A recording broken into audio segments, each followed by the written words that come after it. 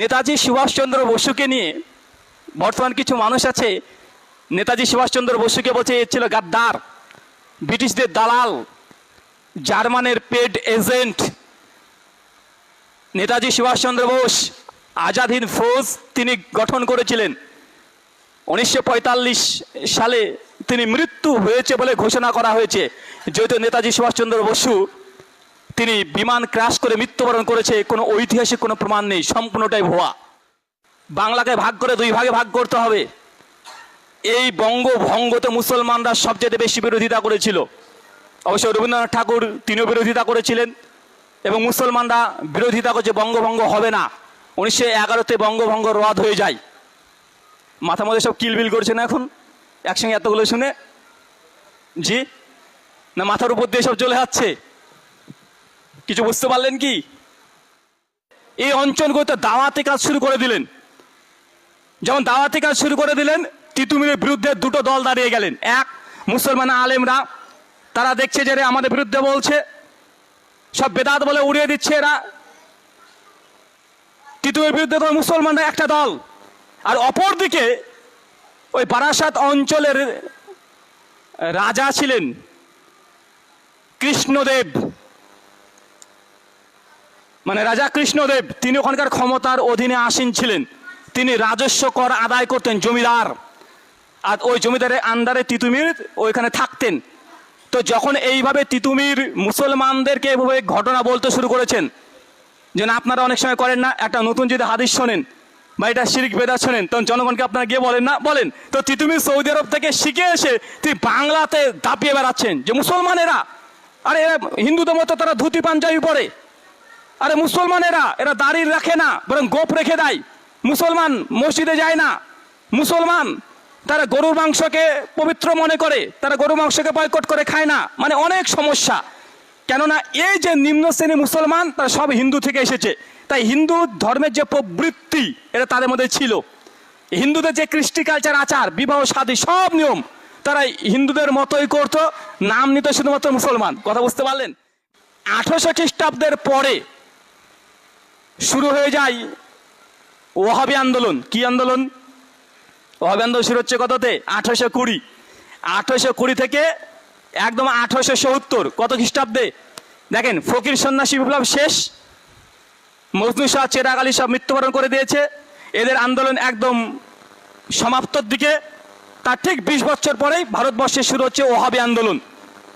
ওহাবি আন্দোলন শুরু হয় মূলত সৌদি আরব থেকে। কোথা থেকে? আব্দুল ওহাব নজদি, তার মাধ্যমেই ওহাবি আন্দোলন শুরু হয়। ভারতবর্ষে ওহাবি আন্দোলনের প্রথম যিনি নিয়ে আসেন সৌদি আরব থেকে, তার নাম সৈয়দ আহমেদ বেরলভি। ওই আহমেদ রেজা খান বেরলভি ভাবিয়েন না যেন আবার, মানে আহমেদ রেজা খান বেরলভির চেয়ে বেদাতি। আর ইনি হচ্ছেন রায় বেরেলির সৈয়দ আহমেদ রেজা, সৈয়দ আহমেদ বেরলভি। ইনি প্রথম ভারতবর্ষে ওহাবি আন্দোলনকে নিয়ে আসেন। ভারতবর্ষে মুসলমানের আন্দোলন, ফকির সন্ন্যাসী বিপ্লব 1 নম্বর, 2 নম্বর ওহাবি আন্দোলন, 3 নম্বর ফরাজি আন্দোলন, 4 নম্বর 1857 ব্রিটিশ বিরোধী আন্দোলন, 5 নম্বর জালিয়ানওয়ালাবাগের হত্যাকাণ্ডে মুসলমানরা অনেক পরিমাণে অংশগ্রহণ করেছে 1919-এ। এরপর 6 নম্বর অসহযোগ আন্দোলন, খিলাফত আন্দোলন 1920-21, মুসলমানরাই সামনে ছিল। আইন অমান্য আন্দোলন, ব্রিটিশ বিরোধী আন্দোলন 1930 থেকে 1934 মুসলমানরাই করেছে। ভারত ছাড়ো আন্দোলন 1942 মুসলমানরাই সামনে থেকে করেছে। আজাদ হিন্দ ফৌজ নেতাজি সুভাষচন্দ্র বোসের এই সংগঠনে মুসলমানরাই অধিকাংশ ছিলেন। নৌবাহিনী আন্দোলন মুসলমানরা ছিলেন 1946।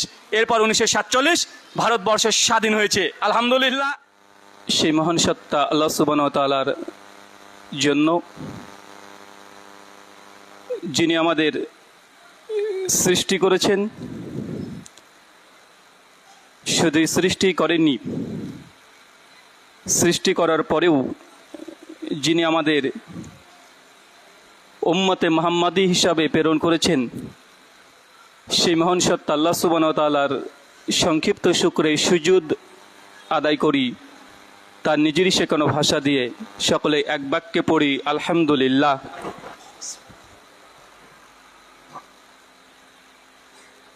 সম্মানিত উপস্থিতি,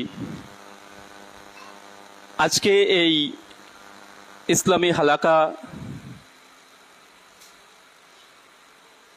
প্রত্যেক মাসভিত্তিক যে আলোচনা আপনারা আগে থেকে অবগত আছেন, নির্দিষ্ট বিষয়ের উপরেই এই মজলিসগুলো হয়ে থাকে এবং বিষয় আগে থেকেই আয়োজক কর্তৃপক্ষ তারাই নির্ধারণ করে দেন। সেই সুবাদে আজকে যে গুরুত্বপূর্ণ আলোচনার আলোচ্য বিষয় ঘোষণা করা হয়েছে, আলোচ্য বিষয় ভারত স্বাধীনে মুসলিমদের ভূমিকা। খুব গুরুত্বপূর্ণ বিষয়, যেহেতু এটা আগস্ট মাসের আজকে 4 তারিখ 2026। ভারতবর্ষের স্বাধীনে মুসলিমদের ভূমিকা খুব বেশ ভালো মনে পড়ে। সম্ভাব্য 1 বছর আগেই আপনাদের এই মসজিদে আলোচনা করেছিলাম ভারতবর্ষে মুসলিমদের আগমন, ভারতবর্ষে মুসলিম আমরা কিভাবে এসেছি, কোথায় সৌদি আরব আর কোথায় আমাদের মুর্শিদাবাদ বা বঙ্গ, অত দূর প্রায় 7 থেকে 8 হাজার কিলোমিটার, ওইখান থেকে ইসলাম কিভাবে আমাদের কাছ পর্যন্ত এসেছে ধারাবাহিক পর্যায়ে আলোচনা করা হয়েছিল। জানি না আপনাদের কতটা মাথার মধ্যে আছে, তবে আজকের আলোচনা ওটার পরের অংশ থেকে সূচনা হবে। মুসলমানরা এসেছিল 711 খ্রিস্টাব্দে ভারতবর্ষে।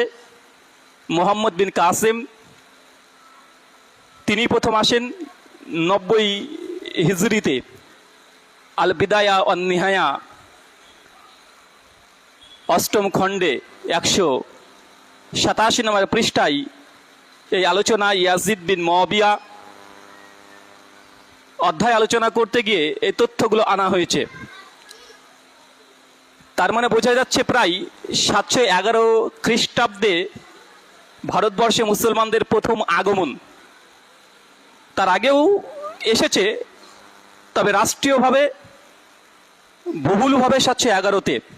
আজ 712-তে সিন্ধ অঞ্চল তথা বর্তমান অখণ্ড ভারত হিসাব করলে পাকিস্তানের করাচি থেকে 50 কিলোমিটার দূর দেওয়াল বন্দর, ওই জায়গাটা হচ্ছে সিন্ধ। ওই জায়গাতেই মুসলিমরা ফাতা বিজয় অর্জন করে প্রথম। তারপরে দিল্লি সালতানাত 1000 খ্রিস্টাব্দ থেকে শুরু হয়ে যায়। এরপর 1204 খ্রিস্টাব্দ, যেটা ইখতিয়ারউদ্দিন মোহাম্মদ বখতিয়ার খিলজি ভারত বিহার এই অঞ্চলগুলো, আমাদের পশ্চিম বাংলা নদিয়া থেকে একদম বিহার পাটনা ওই অঞ্চল এবং বাংলাদেশের সিলেট, আমাদের এই সাইডের শিলিগুড়ি কুচবিহার বিহার, বাংলাদেশের রাজশাহী বগুড়া নওগাঁ, এক কথায় পূর্ব বাংলা এবং পশ্চিম বাংলা বিহার এবং উড়িষ্যা এই অঞ্চল 1204 খ্রিস্টাব্দে ইখতিয়ারউদ্দিন মোহাম্মদ বখতিয়ার খিলজি তিনি শাসন করেন। এরপর মুঘল সাম্রাজ্য শুরু হয়ে যায়, যাদের ইতিহাস বাবর আকবর শাহজাহান এই নামগুলো বারবার শুনে আসছেন। প্রায় 1500 পর্যন্ত 1757-তে ভারতবর্ষে মুসলিমরা শাসনের ভার হারিয়ে ফেলে। পলাশির যুদ্ধ 1757 খ্রিস্টাব্দ, সিরাজউদ্দৌলাকে পরাস্ত করে ব্রিটিশরা তথা ইংরেজরা গোটা ভারতবর্ষকে, বিশেষ করে আমাদের এই বঙ্গকে তারা দখল করে নেয়। সিরাজউদ্দৌলার পতনেই মুসলিম শাসন ভারতবর্ষের বুক থেকে উৎখাত হয়ে পড়ে যায়। এই 1757 থেকে 1947 প্রায় 190টা বছর এই 190 বছর বলা হয় ব্রিটিশ শাসন, তথা ইংরেজরা এই 190 বছর, মুসলমানরা 1757-তে ক্ষমতাচ্যুত হয়ে গেছে। সিরাজউদ্দৌলার পতন তথা পলাশির যুদ্ধ নদিয়ার, এই 190 বছর ব্রিটিশরা তারা ভারতবর্ষকে দখল করেছেন, রাজত্ব করেছেন, ইস্ট ইন্ডিয়া কোম্পানি প্রবেশ করেছেন, বিভিন্ন রকমের 190 বছর ইতিহাস আছে। 190 বছরের ইতিহাস 1 ঘন্টাতে বলে কভার করাটা পসিবল না। এটা কি সম্ভব? 190 বছরের ইতিহাস 1 ঘন্টাতে আমরা এখানে আপনাদেরকে বুঝিয়ে দেব, এটা সম্ভব নয়। তারপরেও যৎ সামান্য যেগুলো না বললেই নয়। দ্বিতীয় কথা, কোন দেশকে স্বাধীন করার জন্য বিশেষ কোনো এক ব্যক্তির কর্তৃত্ব যারা দিয়ে থাকে, এটা ইতিহাসকে বিকৃত করা বলা হয়, যে ওই ব্যক্তি দেশকে স্বাধীন করেছে। যে না, এক ব্যক্তি একটা আন্দোলনের মাধ্যমেই কখনো কোনো রাষ্ট্র, কোনো দেশ স্বাধীন পৃথিবীর ইতিহাসে খুব কম সময়ে হয়েছে। বরং একটা রাষ্ট্রকে, একটা দেশকে স্বাধীন করতে হলে কোনো আন্দোলনমুখী করে বিজয়ের পতাকা উড্ডীন করার জন্য একদিন বা একটা মানুষের দ্বারা সম্ভব হয় না, এবং দীর্ঘদিনের প্রচেষ্টার ফলে এগুলো সম্ভব হয়ে থাকে। আর ইতিহাস মানুষ যখন লিখেছে, ভারতের ইতিহাস বা পৃথিবীর যে কোনো দেশের ইতিহাস 3 ভাগে লেখা হয়। কয় ভাগে? 3 ভাগে। যেন ভারতের ইতিহাস যদি আমরা বলি, প্রথম কথা, কিছু ঐতিহাসিক আছে যারা দেখানোর চেষ্টা করেছেন, হিন্দুত্ববাদী যারা ঐতিহাসিক, তারা দেখানোর চেষ্টা করেছে যে মুসলমান শাসনের সময়তে ভারতবর্ষে হিন্দুদেরকে প্রচণ্ড অত্যাচার করেছে, জোরপূর্বক হিন্দু ধর্মকে ত্যাগ করতে বাধ্য করেছে, ইসলাম ধর্মে কনভার্ট করেছে, ভারতবর্ষের লাখ লাখ মন্দিরকে ভেঙে তারা মসজিদ করে নিয়েছে। এটা এক শ্রেণীর মানুষ দেখবেন এখন ইতিহাসগুলো আওড়াচ্ছে এবং বলে বেড়াচ্ছে, এবং মুসলিম শাসনকে তারা খুব নিকৃষ্টভাবে তুলে ধরেছে। এছে এক শ্রেণীর ঐতিহাসিকগণ। আর এক শ্রেণীর ঐতিহাসিকগণ আছে যারা মুসলিম দ্বারা প্রভাবিত। তারা ভারতবর্ষের এই 800 বছর মুসলমানরা যে রাজত্ব করেছে, তারা এমনভাবে ইতিহাস লেখার চেষ্টা করেছে যে মুসলমানের এই 800 বছর রাজত্বের মধ্যে মুসলমানদের কোনো দোষ নেই, সব ফেরেশতা। এটা বায়াসড, এটা নিরপেক্ষ ইতিহাস নয়। আর কিছু ঐতিহাসিকগণ আছে যারা দুই পক্ষকে সামনে রেখে একটা সমাধান দেওয়ার চেষ্টা করেছে। না তারা হিন্দুদের পক্ষ নিয়েছে, না তারা মুসলমানের পক্ষ নিয়েছে, তারা দুই পক্ষের আলোচনা থেকে তারা সমাধান দেওয়ার চেষ্টা করেছে। তো অধিকাংশ ক্ষেত্রে আমরা যখন ইতিহাস বলতে যাই, যদি আমি মুসলিম হই, তাহলে মুসলিম যারা আছে, যারা রাজত্ব করেছে, তখন আমরা করি কি, যে তাদেরকে একদম ফেরেশতা বানিয়ে দিই, যে তাদের শাসন মানে একদম খুব সুন্দর শাসন, মানে খিলাফত যখন সৌদি আরবে ছিল যেমন সুন্দর শাসন, ওমর বিন খাত্তাব, আমরা ওরকম দেখানোর চেষ্টা করি। আবার যারা হিন্দুত্ববাদী দ্বারা প্রভাবিত, তারা এমনভাবে ভারতের ইতিহাস মুসলমানদেরকে চিহ্নিতকরণ করে যে মুসলমানদের চাইতে খারাপ মানুষ আর দুনিয়াতে কেউ নাই। তাই এই দুই পক্ষ থেকে বেরিয়ে এসে নিরপেক্ষ ইতিহাস পর্যালোচনা করা খুব কঠিন এবং জটিল বিষয়। আর যেহেতু 1-2 বছর ইতিহাস নয়, 190 বছর তথা 200 বছর প্রায় এই ইতিহাস। আল্লাহ সুবহানাহু ওয়া তাআলা কোরআন মাজিদ সূরা হুদ আয়াত নম্বর 120 এবং সূরা ইউসুফ সূরা নম্বর 12 আয়াত নম্বর 111-তে বিভিন্ন নবী এবং রাসূলদের ইতিহাস বর্ণনা করেছেন। কমপক্ষে 25 জন, তাছাড়া নবী ছাড়াও আরো অনেকজন মহান ব্যক্তিত্বদের ইতিহাস আল্লাহ নকল করেছেন, ঘটনা বর্ণনা করেছেন। যেমন লুকমান হাকিম আলাইহিস সালাম, তার জীবনী পেয়ে যাবেন সূরা লুকমান 31 নম্বর সূরা। সূরা কাহাফের মধ্যে পড়বেন 18 নম্বর আয়াত থেকে 60 নম্বর আয়াত। খিজির আলাইহিস সালাম, অধিকাংশ মুফাসসিরদের মত অনুযায়ী খিজির তিনি কোনো পরেশগার নেককার ব্যক্তির মধ্যে সীমাবদ্ধ নয়, বরং তিনি নবী ছিলেন। এটাই জমহুর মুফাসসিরিন এবং সালাফদের এটাই মত যে না, খিজির আলাইহিস সালাম তিনি নবী ছিলেন। মুসার সঙ্গে খিজির যে ঘটনা, তা আল্লাহ সুবহানাহু ওয়া তাআলা কমপক্ষে 25 থেকে 27 জন এই মানুষের জীবনী বর্ণনা করেছেন। আর সূরা হুদের 120 নম্বর আয়াত এবং সূরা ইউসুফের 111 নম্বর আয়াত আল্লাহ এগুলো বলার পরে বলছেন যে এই যে ঘটনাগুলো বর্ণনা করলাম, নিঃসন্দেহে যারা জ্ঞানী, যারা আহলে ইলম, জ্ঞানী ব্যক্তি, তাদের জন্য শিক্ষণীয় ব্যাপার লুকায়িত আছে। তার মানে ইতিহাস থেকে আমাদের শিক্ষা নিতে হয়। কি শিক্ষা? শিক্ষা এটাই যে আমাদের পূর্ববর্তী যারা চলে গেছে, তারা যেই সমস্ত ভুল ত্রুটি করেছে, সে ভুল ত্রুটি আমাদের দ্বারা যেন আবার না হয়। মানে পূর্বে যারা রাজত্ব করেছে মুসলমান, তারা ক্ষমতায় 800 বছর ছিল। 800 বছর ক্ষমতা থাকার পরেও তারা কেন ক্ষমতাচ্যুত হয়েছে? নিঃসন্দেহে তাদের মধ্যে কোনো ভুল ত্রুটি বিচ্যুতি হয়েছে। এই ভুল ত্রুটি বিচ্যুতি যেন আমাদেরকে আবার না পেয়ে বসে, এই জন্য ইতিহাস থেকে শিক্ষা নিতে হয়, যেন আবার আমরা দ্বিতীয়বার ওই ভুল না করি। সে বুখারীর হাদিস কিতাবুল ঈমানে আসছে, আল্লাহ নবী বলছেন যে মুমিন কখনো এক গর্তে দুইবার পা দেয় না। তাই আমাদের ভারতীয় মুসলমানের উপরে বর্তমান প্রেক্ষাপটে ইতিহাসকে বিকৃত করে শত শত অভিযোগ উপস্থাপন করা হচ্ছে না, শত শত উপস্থাপন করা হয়। তার জ্বলন্ত দৃষ্টান্ত দেখেন, নেতাজি সুভাষচন্দ্র বসুকে নিয়ে বর্তমান কিছু মানুষ আছে, নেতাজি সুভাষচন্দ্র বসুকে বলছে এ ছিল গাদ্দার, ব্রিটিশদের দালাল, জার্মানের পেড এজেন্ট। নেতাজি সুভাষচন্দ্র বোস আজাদ হিন্দ ফৌজ তিনি গঠন করেছিলেন। 1945 সালে তিনি মৃত্যু হয়েছে বলে ঘোষণা করা হয়েছে, যেহেতু নেতাজি সুভাষচন্দ্র বসু তিনি বিমান ক্র্যাশ করে মৃত্যুবরণ করেছে, কোনো ঐতিহাসিক কোনো প্রমাণ নেই, সম্পূর্ণটাই ভুয়া। ওই বিষয়ে আলোচনা করতে গেলে ঘন্টাব্যাপী সময় লাগবে, যে নেতাজিকে আসলে মৃত্যুবরণ করেছিল। তো এতটুকু জেনে রাখেন, নেতাজি মৃত্যু হয়নি। 1945 সালে সেই সময় তো কোনো বিমান ক্র্যাশও হয়নি, বরং সম্পূর্ণ পরিকল্পিতভাবে এই ঘটনাকে তুলে ধরে নেতাজি সুভাষচন্দ্র বসুকে বলা হয়েছে যে তিনি মৃত্যুবরণ করেছে। না, মৃত্যুবরণ করেনি। কোনো এক সময়ে আজাদ হিন্দ ফৌজ নিয়ে যখন আমরা আলোচনা করব, সেই সময় বিষয়টা পরিষ্কার করব। এবং নেতাজি জীবিত ছিলেন। ভারতবর্ষ 1947 স্বাধীন হয়েছে, তিনি নিজের চোখে দেখেছেন, কিন্তু তাকে বাধ্য করা হয়েছিল সে যেন প্রকাশ্যে না আসে। তিনি উত্তরপ্রদেশের একটা গ্রাম, সেই গ্রামে তিনি ছিলেন। পরবর্তী সময়তে তিনি যেন বের হতে না পারে, সরকারের কঠিনভাবে তাকে আবদ্ধ করে রেখে দেওয়া হয়েছিল। কলকাতাতে এসেছিলেন 1963 খ্রিস্টাব্দে, মানে দেশ স্বাধীন হওয়ার পরেও 63-তে কলকাতাতে এসেছিল। মায়াপুর নবদ্বীপে এসেছিল, কলকাতাতে ট্রিটমেন্ট করার জন্য এসেছিল, গোপনে গোপনে আবার তাকে চলে যেতে বাধ্য হয়েছে। তো অনেক ইতিহাস।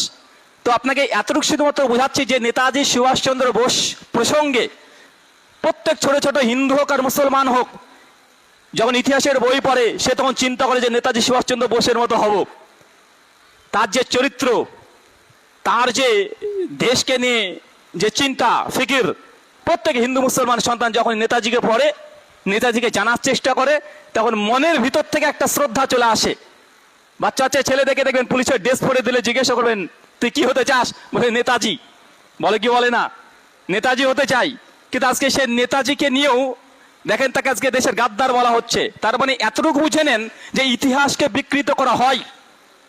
মহাত্মা গান্ধীকে দেখবেন অনেকে আছে বলে দেশের শত্রু মহাত্মা গান্ধী, আর নাথুরাম গডসে যে মহাত্মা গান্ধীকে হত্যা করেছে তাকে মহান নায়ক হিসেবে দেখা হয়।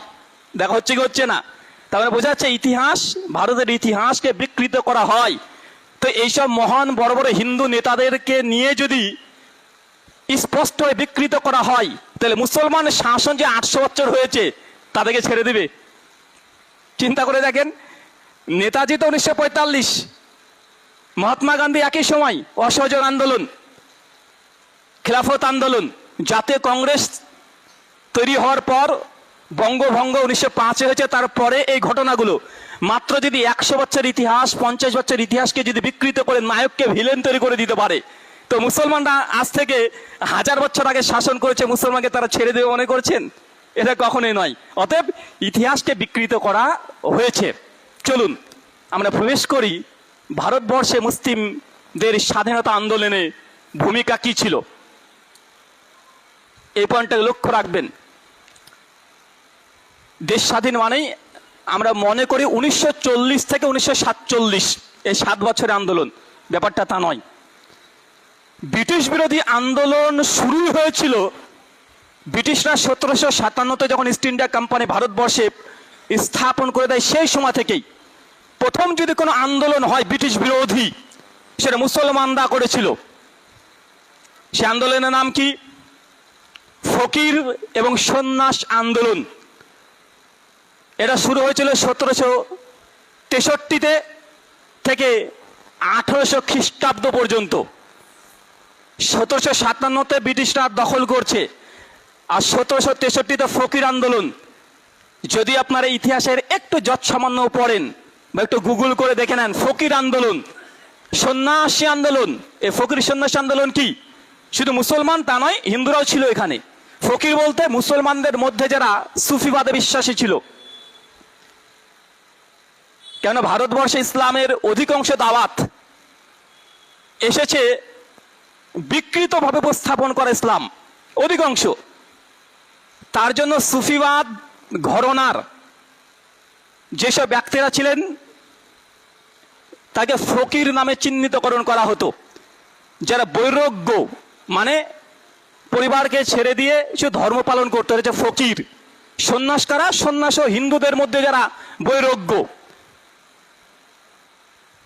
যারা বিবাহ শাদী করতো না, ধর্মের জন্য এক জায়গা থেকে আরেক জায়গায় শুধু ছুটে বেড়াতো। এই আন্দোলন হয়েছিল 1763-তে শুরু আর 1800 খ্রিস্টাব্দে শেষ। তাহলে ভারতবর্ষে ব্রিটিশ বিরোধী আন্দোলন 1940 থেকে কেউ যদি ইতিহাস আপনাকে পড়ায়, এটা বিকৃত ইতিহাস নয়, 100% বিকৃত ইতিহাস। বরং 1763 ফকির সন্ন্যাসী আন্দোলন হিন্দু মুসলমানের জোটে প্রথম আন্দোলন হয়েছিল। দ্বিতীয় স্টেপ 1800 শতকের শেষ, ফকির সন্ন্যাসী বিদ্রোহ। এরপর শুরু হচ্ছে ওহাবি আন্দোলন। আচ্ছা, ওহাবি নাম শুনে বুঝতে পারছেন ওহাবি কারা? ওহাবি কারা? ওহাবি আন্দোলন, ফারাজি আন্দোলন। তার মানে এখান থেকে এটা বোঝা যায় যারা আহলুল হাদিসদেরকে বলে যে এরা ইংরেজের দালাল, এরা ব্রিটিশদের দালালি করেছে, এটা যে জ্বলন্ত মিথ্যা কথা। তার জ্বলন্ত প্রমাণ যারা ব্রিটিশ ভারতবর্ষকে রাজত্ব করেছে তারাই বই লিখেছেন। উইলিয়াম হান্টার ইন্ডিয়ান হিস্ট্রি, তার বইয়ে পরিষ্কার হয়ে লিখে দিয়েছে ওহাবি এরা ভারতবর্ষে যারা মুসলমান ওহাবি এরা হচ্ছে ব্রিটিশদের চোখে সবচেয়ে বড় শত্রু ছিল। তো ওহাবি আন্দোলন শুরু হচ্ছে 1820 আর শেষ হচ্ছে 1877। এর মধ্যে চলে আসছে ওহাবি আন্দোলন, ফারাজি আন্দোলন। শুধু মুসলমানরা ভারতবর্ষে স্বাধীনতা আন্দোলন করেছে এটা তো সত্য কথা, এখান থেকে আহলে হাদিসরা যে আন্দোলনে ছিল ব্রিটিশ বিরোধী আন্দোলনে তার জ্বলন্ত প্রমাণ। তাই একসঙ্গে মানে এক ঢিলে দুই পাখি।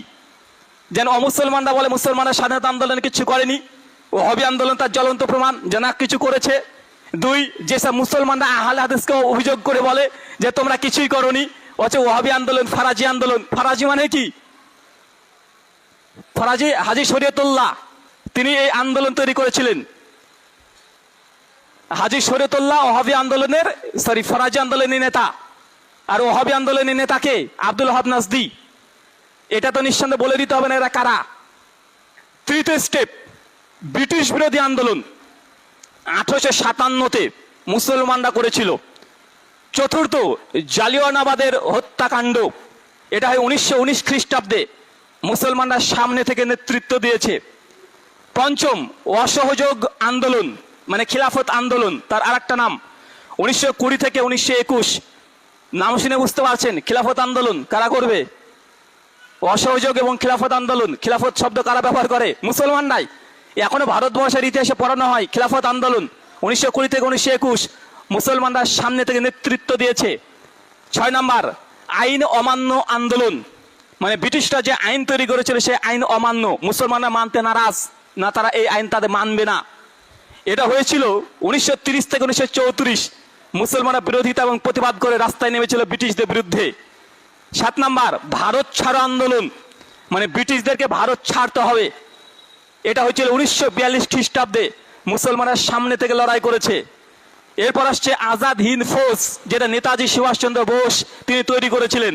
নেতাজি সুভাষচন্দ্র বোসের যারা সংগ্রামী নেতা ছিল সে নেতার তালিকা একবার দেখবেন কত % মুসলমান ছিল। এমনকি নেতাজি যখন তিনি জার্মানে গিয়েছিলেন যুদ্ধের জন্য, সেই সময়তেও ফিরে আসার সময় হাবিবুর রহমান নেতাজির এক কথায় প্রধান খলিফা ডান হাত, নেতাজির সঙ্গেই ছিল, একসঙ্গে বিমানে সফর করেছে। তো নেতাজি সুভাষচন্দ্র বোসের যারা যোদ্ধা এবং যার সঙ্গী ছিল, সাপোর্ট সঙ্গী থেকে শুরু করে সব জায়গাতে মুসলমানরাই ছিল নেতাজির সঙ্গে অধিকাংশই। এটা হচ্ছে আজাদ হিন্দ ফৌজ, এর অধিকাংশই কর্মী যারা ছিল তারা মুসলমান। এখান থেকে একটা পয়েন্ট বের হয়, যারা নেতাজির বিরোধিতা করছে কেন বিরোধিতা করছে? কারণ নেতাজি এমন একজন ব্যক্তিত্ব ছিলেন যে ধর্মটাকে নিয়ে রাজনীতি করেনি, বরং হিন্দু মুসলমান একসঙ্গে নিয়ে তিনি নেতৃত্ব দিয়েছেন। আর যারা কট্টরপন্থা ছিল হিন্দুত্ববাদী, তারা এই জন্য নেতাজিকে মানতে চায় না। আর আজকেও দেখেন যারা কট্টরপন্থী, তারা নেতাজির বিরোধিতায় উলঙ্গ সমালোচনা করছে। কেন? কারণ সেই সময়তে এই নামগুলো নিলে অনেক সমস্যা হবে। শ্যামাপ্রসাদ মুখার্জি পশ্চিম বাংলার নায়ক বলা হচ্ছে এখন। এবছর প্রথম তার জন্মদিবস পালন করা হলো, সরকারিভাবে করা হয়েছে না? শ্যামাপ্রসাদ মুখার্জির সঙ্গে নেতাজির সম্পর্ক খুব একটা ভালো ছিল না। কেন? শ্যামাপ্রসাদ মুখার্জি তিনি চেয়েছিলেন যে ধর্মের ভিত্তিতে দেশটা ভাগ হোক, ধর্মের ভিত্তিতে রাষ্ট্র পরিচালনা হোক, আর নেতাজি এটা মানেনি। নেতাজি সম্পূর্ণ সেকুলার মনোভাবের ছিলেন, তিনি সবাইকে নিয়ে চলতে চেয়েছেন।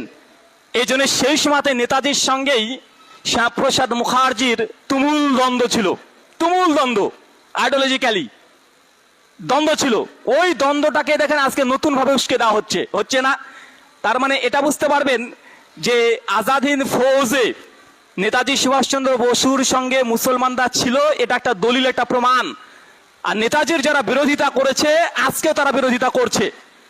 তার মানে আজাদ হিন্দ ফৌজের নেতাজি সুভাষচন্দ্রের দেশ স্বাধীনে যে ভূমিকা, এর একটা ক্রেডিট মুসলমানের উপরে যাবে।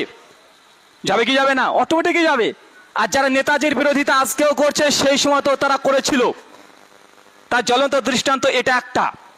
এরপর নৌবাহিনী যুদ্ধ 1946, তারপরে বিক্ষিপ্ত ঘটনা অনেক ঘটেছে এর মধ্যে। যে 1946 ক্যালকাটা কিলিং সিনেমা বের হয়েছে পশ্চিমবাংলায়, কলকাতা সিনেমা বের হয়েছিল না? কলকাতা হত্যাকাণ্ড, এ তো 1 বছর আগেই। বেঙ্গল ফাইলস নাম শোনেন নাই? বেঙ্গল ফাইলস সিনেমা কি নিয়ে? 1946-এ কলকাতা দাঙ্গা, মহাদাঙ্গা। গোপাল পাঠা নাম কদিন থেকে খুব শুনছেন না? গোপাল পাঠা সেই সময়কার হিন্দু নেতাদের নেতৃত্ব দিয়েছিলেন। শাহরদি রোড চেঞ্জ করে দেওয়া হচ্ছে কেন? সেই সময় কলকাতার মুখ্যমন্ত্রী ছিলেন তিনি। 1905 বঙ্গভঙ্গ আন্দোলন, বাংলাকে ভাগ করে 2 ভাগে ভাগ করতে হবে।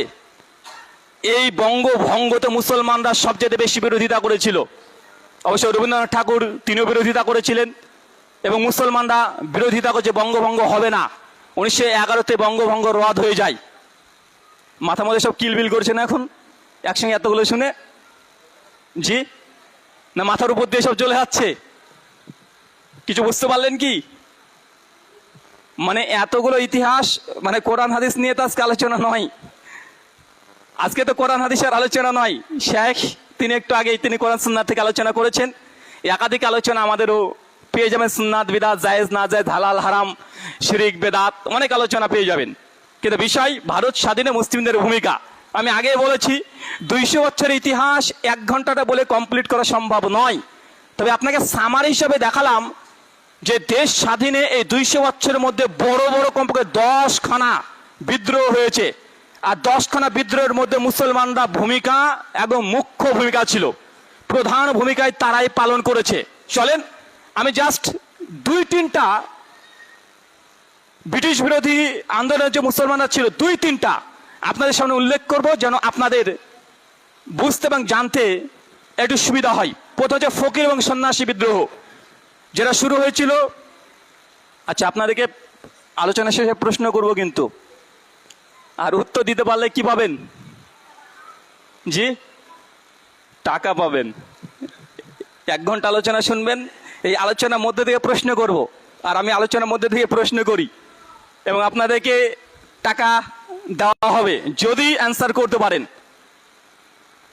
চলেন, ফকির এবং সন্ন্যাসী বিদ্রোহ 1763 থেকে 1800 খ্রিস্টাব্দ।